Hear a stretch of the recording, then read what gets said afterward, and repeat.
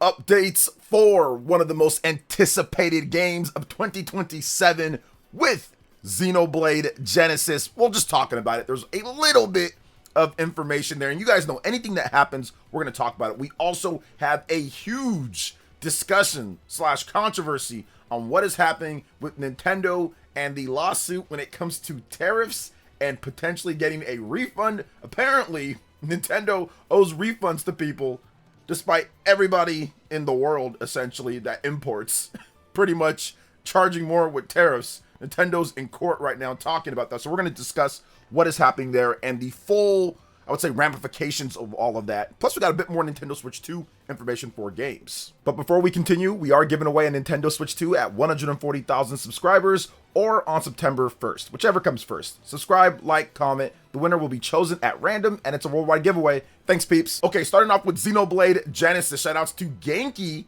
who posted this over on Twitter, and it says that Xenoblade Genesis page in the Nintendo Summer Catalog. Slogan is, the story goes to a new Genesis. Set in the vast world of Anshar, a new story begins for Eleanor, a young girl aspiring to become a Vesali. So that is the basic setup for Xenoblade Genesis, the brand new take of the Xenoblade series. Remember, it drops the Chronicles, which now aligns it with how it is in Japan. So now you're just having Xenoblade Genesis. So here's what I would say to so many of you guys who have not tried out Xenoblade yet and are wondering, should I start with Xenoblade Definitive Edition? Should I start there, then work my way to Xenoblade Genesis? You can definitely do that. If you have the time and if you want to spend the money, you can start with Xenoblade Chronicles Definitive Edition, then work your way to Xenoblade Chronicles 2.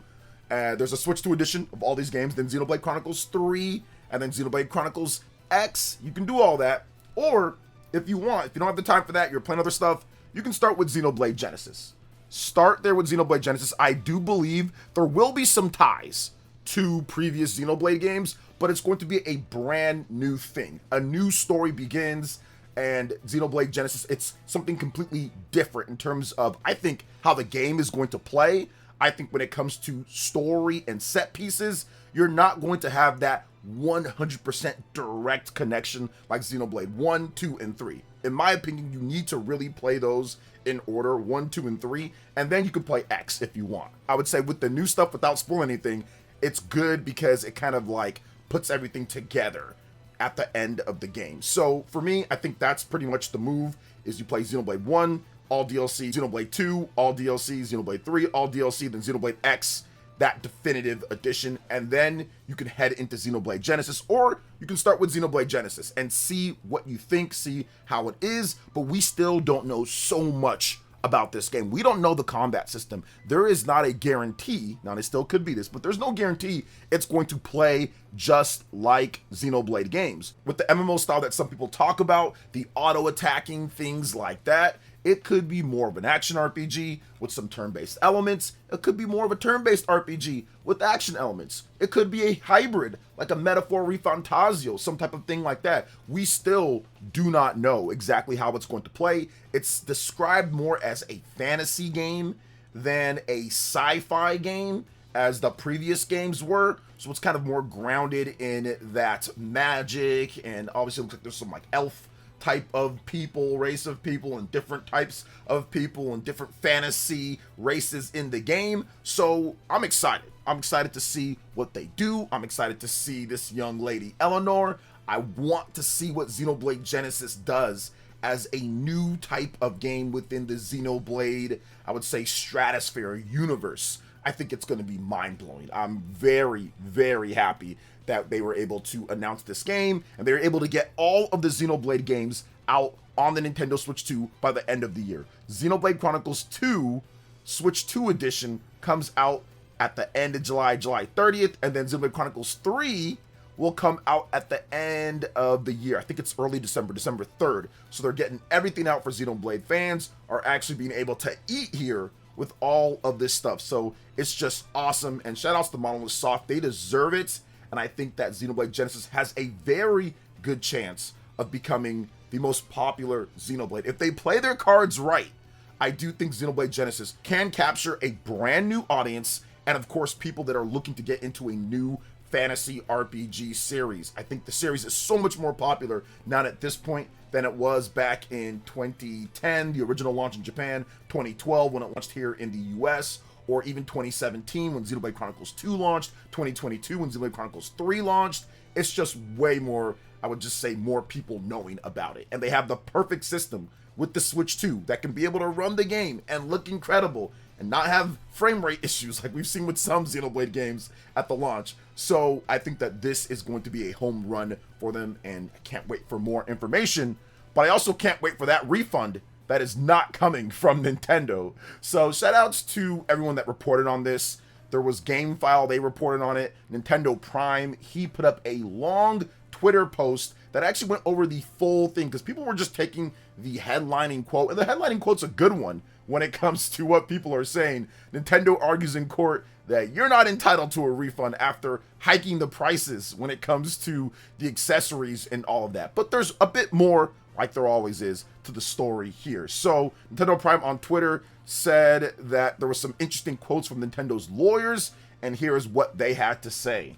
Quote, "Those consumers received exactly what they bargained and paid for when buying price-hiked Nintendo goods last year," the company said. "Plaintiffs are not entitled to a rebate simply because of interventing legal developments related to tariffs. The common thread among plaintiffs' claims is that it is somehow unfair that Nintendo has not retroactively adjusted its prices for completed sales in response to the outcome of the tariff litigation," the company's lawyers wrote in today's motion to dismiss, but that is not how commercial transactions work. Nintendo or one of its retailers set a price for each product, and consumers decide whether that price was worth paying.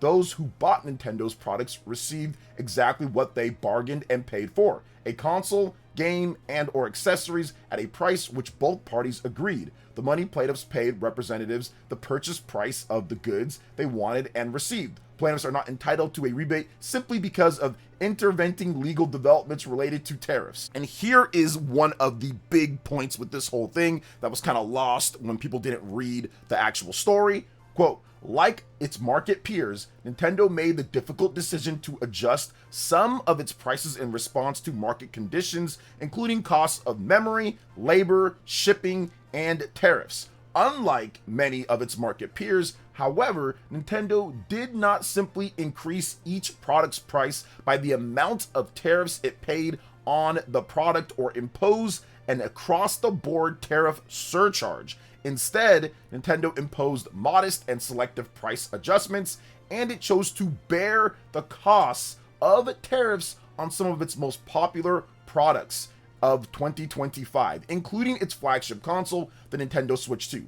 There's a little more, but out of respect for the author and their website having a paywall, you'll have to check it out on their post." And he's talked about GameFile. It's interesting to see this because people on Twitter, and it's so funny, people who never bought anything from Nintendo on Twitter were like the angriest people when it comes down to this, and saying, "Oh, you see, it's anti-consumer and this and that."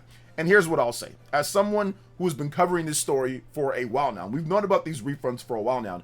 Microsoft, Sony, Nintendo, Valve, pretty much every single company, if you've bought from Amazon or if you've imported anything from China or whatever, the prices have went up on everything, and nobody is going to give you a refund. Pretty much nobody. 99% is not going to give you a refund. But I think the biggest thing here in terms of what it says is that the ongoing litigation, and I think that's where it's big, on top of Nintendo saying, hey, we took a huge hit on tariffs for the system itself and other products. Other things we adjusted slightly. So right now it's still ongoing. We're not going to sit there and say, parse out who bought a Pro Controller and start cutting checks for like $5.75 or something like that, or $8, and trying to go through and check people's receipts on certain products, which ones they did, which ones they didn't, and it's ongoing. There still could be tariffs levied in the future. And I think that's the biggest thing here. It's a mess of a situation. And for me, at least, I'm looking at it this way. The problem lies in this stuff happening in the first place.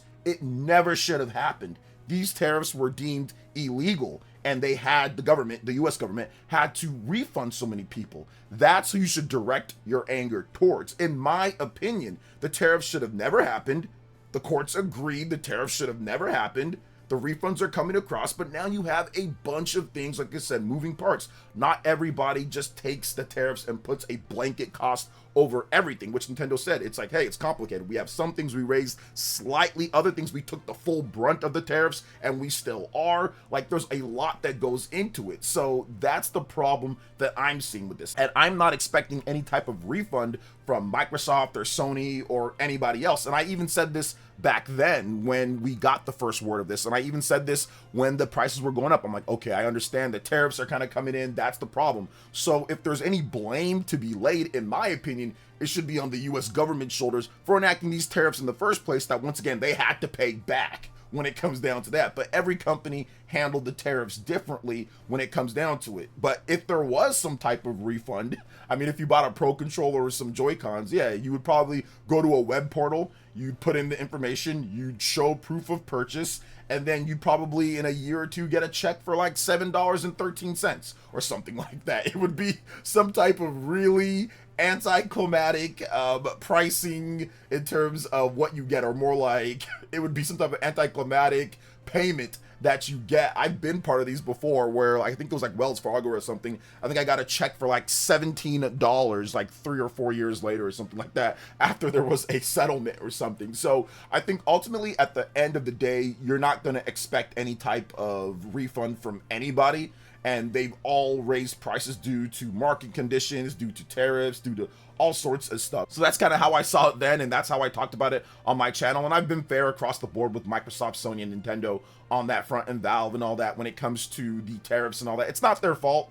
When it comes to tariffs, there's other things at play, and I'm putting my blame on the government for those when it comes to the tariffs. That should have never happened. This scenario should have never happened, and it's just very unfortunate when it comes down to that. But what is fortunate is that we were able to get Yoshi and the Mysterious Book on the Nintendo Switch 2 and not the Nintendo Switch 1. Shout out to my man Stealth over on Twitter. He talked about this and said that Yoshi and the Mysterious Book began development as a Nintendo Switch 1 game. Takahashi Tezuka was involved at the start as the producer, but had to step away due to his commitments to Super Mario Bros. Wonder, so Hisashi Nagomi took over. So the source was Nintendo Dream Magazine. It was translated by Nintendo Patents Watch. So that's one of those things to where, like, yeah, a lot of the games, when it comes to in the first or second year or so of a system, are going to start development on a previous system. I mean, we've seen cross-gen obviously become a big thing. As graphics have gotten better and better, technology has become somewhat similar to have backwards compatibility and to have forward compatibility and all of that. And engines that kind of are the same, where you don't need a drastically crazier thing when it comes to engines, and they adapt from one system to another.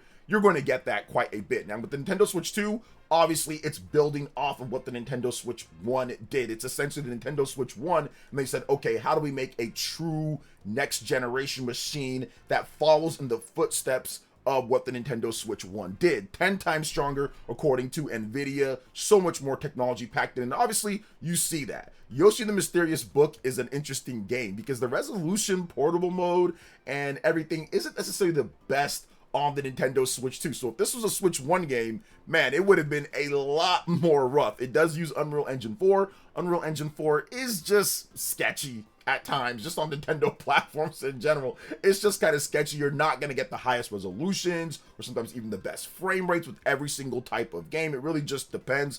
Thankfully, Yoshi is obviously 60 FPS on the Nintendo Switch 2, but I do think that, yeah, you're going to see quite a number of games in the first number of years. We saw that with Mario Kart World and Donkey Kong Bonanza. Obviously, there's Metroid Prime, there's the Switch 2 editions of games and all that. So I do think it's going to really be up until probably like year, I would say 3, 4. So you start seeing games that didn't really start out as conceptual phase on the Nintendo Switch 1. I'm interested to see if games like Fire Emblem Fortune's Weave, for example, or Legend of Zelda Ocarina of Time Remake, some of these games, if they started out on Nintendo Switch 1 as well. Although I don't really care if it starts on Nintendo Switch 1 or not. All I care about is the end product and if it's good. It's actually one of the things that I talked about before we knew about the Switch 2 fully and it was announced. I said a lot of the games are going to be like Switch 1 games, but look significantly better or have adapted features and stuff for that. And that's what we're going to see on the Nintendo Switch 2, because there is somewhat of a law of diminishing returns. The Switch 2 is not way more powerful or as powerful as a PlayStation 5. So I don't think there's going to be some type of jump to the point where it's like, oh my gosh, this is like running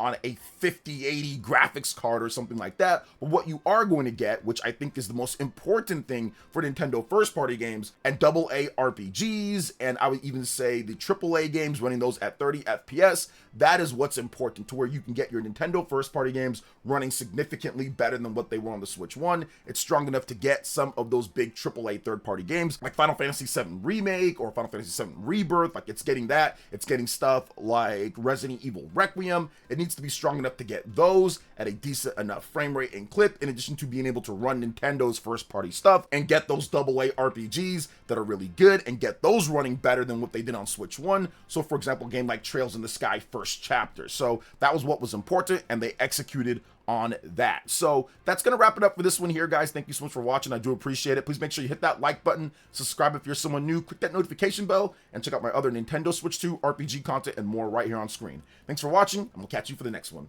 Peace.